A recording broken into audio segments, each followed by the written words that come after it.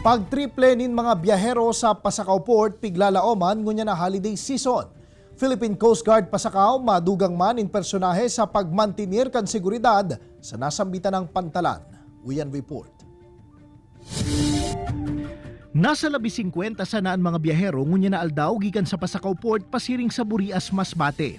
Sigun sa manamiento kan Roro, harayo pa ang numero na inisa sa indang piglalaoman pirang aldaw antes ang Kapaskuhan.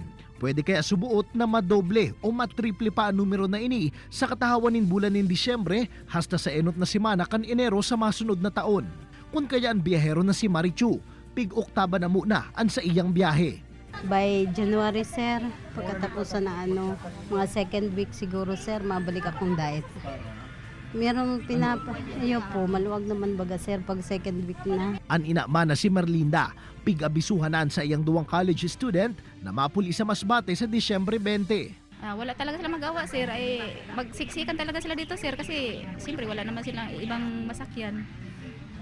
Tiis talaga sila dito sa siksikan. Sigun sa Philippine Coast Guard Pasakaw, madugang sindakan personahe sa mga masurunod na semana nganing urog na matutukan ang seguridad sa pantalan. Kabali na digyan pag-monitor sa mga darakan pasahero sa paagikan sa indang K9 dogs. Yung K9 natin, dalawa po yan. Mayroon pong sa drugs and mayroon po sa explosive.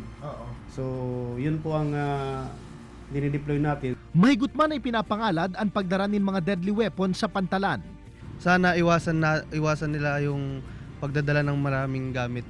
Kumbaga, yung saktuhan lang para hindi sila mahirapan sa pagdadala. Lalo na po ngayon maraming pasahero. Nagpatanid man ang PCG sa mga biyahero na pirming i-monitor ang kamugtakan kan panahon, nganing malikaya na mas stranded in kasong magkaigwang raot nin panahon. Kaibanan si Gerald Gandia, Jesse Cruzat, Balitang Bicolandia.